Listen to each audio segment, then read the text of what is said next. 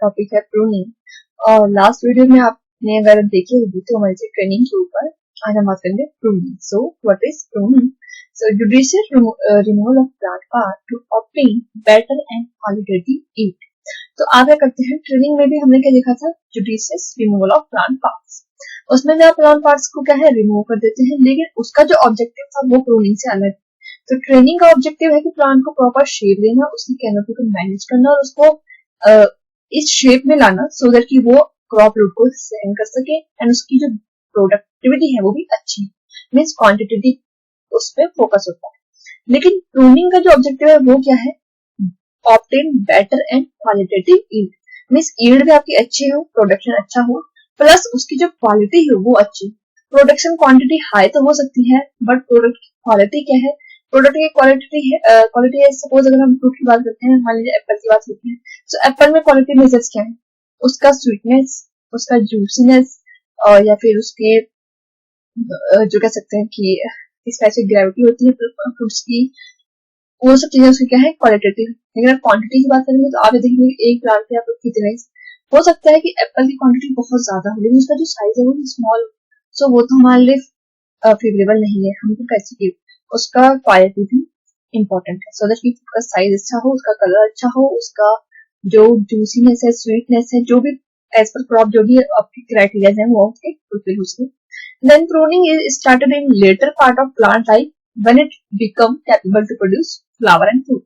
Pruning जो है आपकी कब स्टार्ट होती है, जब आपका प्लांट कैपेबल हो जाता है आपके फ्लावर और फ्रूट में, जब अपने रिप्रोडक्टिव स्टेज में आ जाता है, जुवेनाइल स्टेज से बढ़ के जब आपके रिप्रोडक्टिव स्टेज में आ जाएगा देन आप प्रूनिंग करेंगे।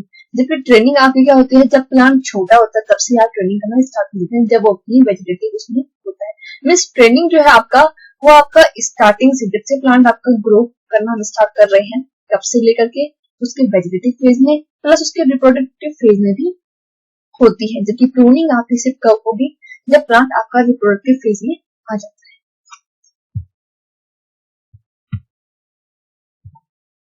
देन ऑब्जेक्टिव क्या है प्रूनिंग से?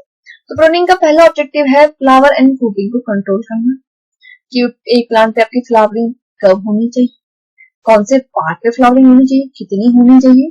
देन उसकी फ्रूटिंग, फ्रूट का जो क्रॉप जो लोड है वो कितना हो, कहाँ पे आपकी क्रॉप्स हो और कहाँ पे उसकी डेंसिटी, इसलिए मैनेज करने के लिए सो दैट उसकी क्वालिटी भी अच्छी हो, प्रोडक्ट की। Then augment production in plant which bear on new shoot. आप क्या है, प्रूनिंग का एक और ऑब्जेक्टिव है कि जो आपके न्यू शूट्स होती है उनमें आपका प्रोडक्शन कितना हो, सो दैट कि वो न्यू शूट उस क्रॉप लोड को सहन भी कर पाए, प्लस उसकी क्वालिटी भी क्या हो, अच्छी। Then obtain regular bearing. Regular bearing क्या है, बहुत से प्लांट में आपने देखा होगा बहुत से जो क्रॉप्स होती है इस साल आपको अच्छी फ्रूटिंग मिलती है, नेक्स्ट ईयर नहीं मिलती है, उसके अल्टरनेट कई सारे प्लांट में अल्टरनेट बियरिंग का भी हैबिट होती है। कई क्या होता है इस साल अच्छी होती है, नेक्स्ट ईयर थोड़ा कम होती है। तो इन चीजों को भी मैनेज करने के लिए ताकि हमको हर बार अच्छी प्रोडक्टिविटी मिल सके, so obtain regular bearing. Then remove disease, damage, insect infested and weak shoot. जो कि आपकी डिजीज होंगी, जो आपकी डिजीज है या फिर कोई डैमेज आती है, डैमेज आपकी हो सकती है हमारी विंड से हो सकती है या फिर आपको किसी एनिमल अटैक से हो सकती है, किस कोई भी रीजन हो सकता है आपकी शूट्स डैमेज आती हैं जिनमें आपका इंसेक्ट का इन्फेस्टेशन हो, या फिर आपकी कुछ वीक शूट्स होती है जिनमें आपका प्रोडक्शन अच्छा नहीं होगा, मीन्स वो प्रोडक्शन देंगी तो बट क्वालिटी अच्छी नहीं होगी, सो दैट उन सबको रिमूव करना। Then thin out flower and fruit. कई बार फ्लावरिंग बहुत ज्यादा हो जाती है, फ्रूटिंग बहुत ज्यादा हो जाती है, जिसकी वजह से क्या होता है जो फ्रूटिंग होती है उसकी क्वांटिटी तो बहुत ज्यादा होती है, उनका जो क्वालिटी होती है उनका जो साइज है वो बहुत छोटा छोटा रह जाता है, या फिर उनके जो अदर क्वालिटी पैरामीटर्स हैं वो फुलफिल नहीं हो पाते हैं, सो उनकी क्या है थिनिंग करते हैं। Then ensure access to sunlight to bearing shoot. जिन शूट्स पे आपकी फ्लावर या फिर फ्रूटिंग हो रही है उनको आपके सनलाइट अच्छे से प्रोवाइड हो। देन आपका और है इसमें कि सेम एज ट्रेनिंग की वेजिटेटिव और रिप्रोडक्टिव ग्रोथ का है बैलेंस करना, ठीक है। देन प्रिंसिपल्स क्या है, so same as training, remove water sprouts, मैं पहले डिस्कस कर चुकी हूँ वाटर स्प्राउट्स क्या है, उन्हें रिमूव करना क्यों जरूरी है। दूसरा आपका remove shoot completely, it should be remove from the base. जब भी आप शूट्स को रिमूव करते हैं तो उनको आपको जो उनका बेस है, बेस में जहां से वो आपके मेन स्टेम से अटैच होगी वहां से ही है आपको रिमूव करना चाहिए। देन अवॉइड बार्क इंजरी, आपको क्या ध्यान देना है कि आप प्रूनिंग करेंगे तो उसके बाद उसको इंजरी नहीं हो, सो दैट अगर बाल को इंजरी हो जाती है तो पैथोजेंस का जो इन्फेस्टेशन है वो ज्यादा, इंसेक्ट का भी पैथोजेंस उसमें इन्फेस्टेशन हो सकता है, तो वो उसको क्या है आपका डिजीज कॉज कर सकता है। सो बाल इंजरी भी हमें क्या है अवॉइड करनी है। Pruning should completed well in advance of flowering season. तो प्रोनिंग अब वो कब करनी है, फ्लावरिंग सीजन से पहले आपकी प्रोनिंग हो जानी चाहिए, सो दैट कि आपकी जो फ्लावरिंग है वो क्या है आपकी अच्छी है। देन आपका in deciduous plant pruning should be done in advance of winter. आपके डेसिडियस प्लांट्स क्या है, जो आपके टेम्परेट एरिया में मोस्टली होते हैं डेसिडियस। डेसिडियस प्लांट वो हैं जिनमें आपका जो लीव्स है या फिर फ्रूट फ्लावर जो भी है वो आपका एक सीजन में होता है और एक सीजन में नहीं। जैसे आप एप्पल, पियर, आपका पीच, प्लम, इन सब में देख सकते हैं, इनमें या फिर वॉलनट जो भी आपके टेम्परेचर होता है उनमें आप देख सकते हैं ये सब आपके डेसिडियस होते हैं। इनमें ईयर राउंड आपकी लीव्स नहीं होती हैं, ये आपके सिर्फ किसी एक सीजन में, पर्टिकुलर सीजन में होते हैं और एक सीजन में ये लीव्स वगैरह नहीं होती है, सिर्फ उनको हम कहते हैं डेसिडियस प्लांट्स। और जिन प्लांट में हमेशा आपको लीव्स मिलेगा वो हमेशा ग्रीन रहेगा, एवरग्रीन। तो क्या कहता है कि डेसिडियस जो प्लांट्स हैं उनमें प्रूनिंग कब होनी चाहिए, आपकी विंटर से पहले, done advance of winter, so that low temperature injury में भी मिनिमाइज। क्योंकि क्या है विंटर में आपकी लो टेम्परेचर की जो इंजरीज है, क्योंकि आप जब प्रूनिंग करेंगे तो जब आप कट मारते हैं, प्रूनिंग जब आप कट करते हैं तो उससे क्या होता है जो बाग के अंदर वाला जो पोर्शन है, मीन्स अभी शूट आपने कट कर दिए, फिर उसके बाद जो उसका कैम्बियम है या फिर उसका बाग का जो भी आपका प्लांट का जो इंटरनल पोर्शन है वो क्या आपके ओपन हो जाते हैं। और अगर टेम्परेचर लो हो जाता है तो उसमें क्रैकिंग के चांसेस वगैरह बढ़ जाते हैं, सो दैट कि लो टेम्परेचर इंजरी जो आपकी होगी उसे आप मिनिमाइज कर सकें। इसलिए डेसिडियस प्लांट आप प्रूनिंग करनी है पहले विंटर से, और उसके बाद जो भी आपका जहाँ पे आप कट करते हैं तो उस सरफेस पे आप कॉर्डेक्स पेस्ट के हैं अप्लाई कर देते हैं, सो दैट उस पे कोई भी फंगस या फिर कोई बैक्टीरिया अटैक न हो सके। Then crowded intersecting disease damage and insect infested should be removed. हम पहले भी कह सके हैं अगर आपकी क्राउडिंग है जिसमें आपको थिनिंग करनी है, या फिर आपकी इंटरसेक्टिंग है जो आपकी दो ब्रांचेस आपस में इंटरसेक्ट करती हैं, आपकी जो डिजीज है या फिर आपकी डैमेज है जिनमें आपका इंसेक्ट का इन्फेस्टेशन हो चुका है, उन सबको आपको रिमूव करना है। देन मेथड्स हैं प्रूनिंग के, जैसे ट्रेनिंग के भी मेथड्स थे, प्रूनिंग के भी कुछ मेथड्स हैं। तो पहला मेथड होता है प्रूनिंग का, that is heading back. Heading back क्या होता है, removal of terminal portion of shoot leaving basal portion intact is termed as heading back. तो इसको देखिए पिक्चर की हेल्प से समझते हैं। पहले ये प्लांट है, इसमें प्रूनिंग नहीं हो रखी है, तो ये जो सारे आपके टॉप वाले पोर्शन है ये सब आपके टर्मिनल पोर्शन है। तो आप हेडिंग बैक के लिए क्या करते हैं, इसको आप रिमूव कर देते हैं। तो ये क्या कह रहा है, टर्मिनल पोर्शन को आप रिमूव कर देंगे, लेकिन जो आपका बेसल पोर्शन है, मान लीजिए ये वाली शूट है, तो ये आपका टर्मिनल पोर्शन है, यहाँ से इसने इसको रिमूव कर दिया है, बट जो बेस वाला पोर्शन है इसको आप प्लांट पे ही रहने देते हैं, सो दैट इससे आपके रिलेटेड बर्ड्स नहीं कर सकते। इसके बाद प्लांट क्या है आपका बुशी हो जाता है। तो अभी तो आपने देख सकते हैं प्रूनिंग हेडिंग बैक करने का कंडीशन ये है। देन इसकी जो रिलेटेड ब्रांचेस हैं उनकी अच्छी ग्रोथ होगी, तो इसकी जो शेप है वो बुशी हो जाती है और इसकी जो प्रोडक्टिविटी है वो अच्छी हो जाती है। देन हेडिंग बैक के बाद आपका नेक्स्ट मेथड थिनिंग।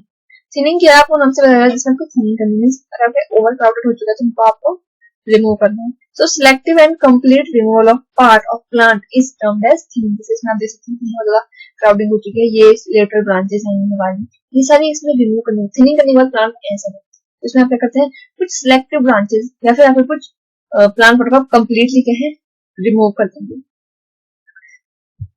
देन आपका है एक रिंकिंग और ड्रिलिंग, दो जो आपकी टर्म है तो सब कुछ यूज कर सकते हैं। ये आपका इंपॉर्टेंट होता है ग्रेप्स में।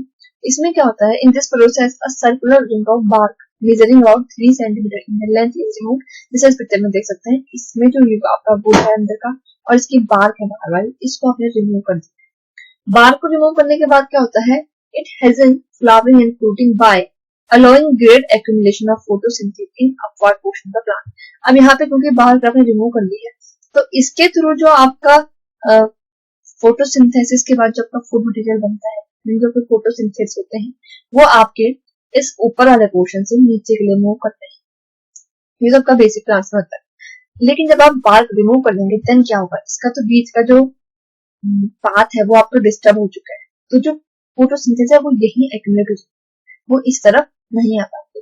उनके एक्यूमुलेशन से क्या होगा, यहाँ पे जो आपके बर्ड्स होंगे उनको ज्यादा फूड मटेरियल मिलेगा, तो उनकी अच्छी ग्रोथ होगी। तो इसकी वजह से क्या है, आपकी फ्लावरिंग और फ्रूटिंग अच्छी होती है इस वाले पोर्शन। देन नेक्स्ट है आपका नॉच। नॉचिंग में क्या है, making a notch above a bud by removing a wedge shaped piece of bark is termed as notching.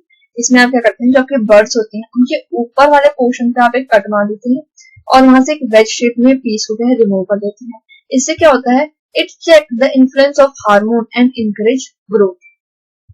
अब जो आपका हार्मोन है, मान लीजिए आपका बर्ड वाला पोर्शन है, यहाँ से ये जो हार्मोन का जो साइट ऑफ कह सकते हैं सिंथेसिस होता है और साइट ऑफ एक्शन होता है हार्मोन्स को जनरली अलग अलग होता है। मीन्स ये नहीं है कि हार्मोन जिस पोर्शन पे बनता है, सिंथेसिस जहाँ पे हो रही है वहीं पे ही वो आपका एक्ट करेगा और फिर अदर पार्ट में भी एक्ट करता है। तो इससे क्या होता है, आपने इस बर्ड के ऊपर वाले यहाँ पे कट कर दी, तो यहाँ से जो आपने मूवमेंट ऊपर होना था वो रुक जाता है। तो वो इस बर्ड तक ही क्या है, आपका हार्मोन्स रुक जाएंगे, यहाँ पे एक्यूमुलेट हो जाएंगे और इसकी वजह से इस बर्ड की ग्रोथ अच्छी होगी। तो जब आपको इस वाली बर्ड की ग्रोथ अच्छी चाहिए, तो आप इसके ऊपर एक नॉच में से कट ले लेते हैं, दैट इज कॉल्ड नॉचिंग। और एक है आपका नीकिंग। नीकिंग क्या है, अपोजिट है नॉचिंग की। इसमें आप बर्ड के नीचे कट करते हैं। So making a notch below the bud by removing a wedge shaped piece of bark is called nicking. This ensure accumulation of carbohydrate from the leaf to the bud and any result in the formation of fruit bud. तो इसमें भी क्या है आपका same, जो आपका ऊपर से नीचे के जो कार्बोहाइड्रेट आते हैं, क्योंकि आप नॉचिंग में क्या है आपका हार्मोन का जो पाथ है उसको डिस्टर्ब करते हैं, बट इसमें आपके जो कार्बोहाइड्रेट्स हैं, जो फोटोसिंथेसिस है, उनका आप क्या है डिस्टर्ब करते हैं। तो इससे क्या होगा, ये बर्ड है जहाँ पे आपने कट कर लिया है, सो जो आपका कार्बोहाइड्रेट्स है वो नीचे मूव नहीं होंगे, वो इस वाली बर्ड में क्या है आपके एक्यूमुलेट हो जाएंगे और उनके एक्यूमुलेशन की वजह से ये वाली जो बर्ड है वो आपकी फ्रूट बर्ड में कन्वर्ट हो जाएगी। अगर आपको चाहिए कि इस वाले पोर्शन में फ्रूटिंग हो, तो आप इसके नीचे एक notch क्रिएट करते हैं।